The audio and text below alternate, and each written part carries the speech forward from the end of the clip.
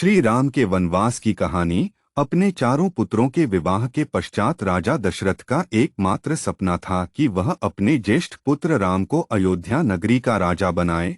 इसलिए राजा दशरथ ने अपने कुल गुरु वशिष्ठ से विमर्श करके राम का राज्याभिषेक निश्चित किया। राम के राज्याभिषेक के लिए तैयारियां शुरू कर दी गई तथा पूरी अयोध्या नगरी की जनता अपने नए राजा को पाने के लिए उत्साहित थे।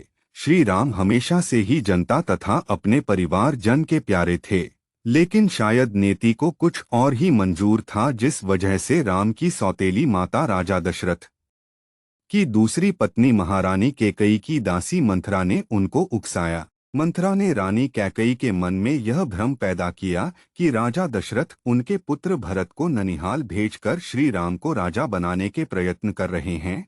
तब मंथरा ने कि वह राम की जगह अपने पुत्र भरत को अयोध्या का राजा बनाए।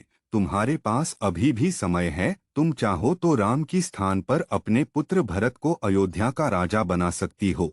तब रानी कैकेयी को राजा दशरथ द्वारा दिए गए 2 वरदान का स्मरण हो आया, जो उन्होंने देवासुर संग्राम में रानी कैकेयी को उनके युद्ध में साथ देने के लिए दिए थे। तब रानी कैकेयी ने राजा दशरथ को बोला कि वह समय आने पर अपने दोनों वरदान उनसे मांग लेंगी। तब रानी कैकेयी ने मंथरा के कुविचारों से भ्रमित होकर राजा दशरथ से अपने दोनों वर मांगती है, जिसमें वह पहले वरदान में यह मांगती है कि राम को 14 वर्ष का वनवास दिया जाए, जिसमें राम 14 बरस तक वन में रहेगा और राज्य की किसी भी वस्तु का उपयोग नहीं कर सकेगा।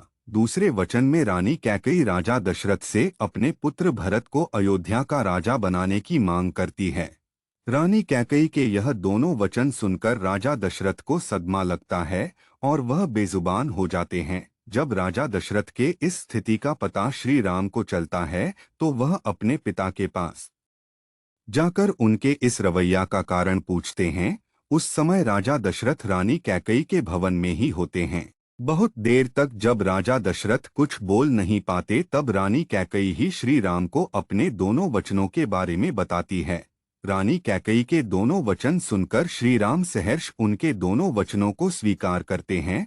अगले ही दिन जब राम के वनवास की खबर नगर में फैलती है तो पूरे नगर में बगावत जैसे स्वर फूटने लगते हैं। देवी सीता अपने पति श्री राम के साथ वनवास पर जाने का निश्चय करती है।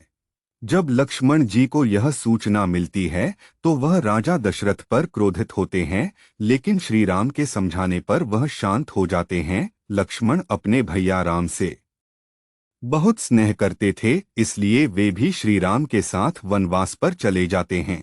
अयोध्या नगरी के लोग अपने श्री राम के वनवास पर उनके साथ जाने की इच्छा प्रकट करते हैं, लेकिन श्री राम उन्हें नदी के किनारे पर छोड़कर आर्य सुमंत के साथ अंधेरे में ही चले जाते हैं। वन पहुंचने के बाद श्री राम सबसे पहले अपने मित्र निषादराज के पास पहुंचते हैं। एक दिन उनके पास बिताकर वह लक्ष्मण और सीता के साथ 14 वर्ष के वनवास पर निकल जाते हैं।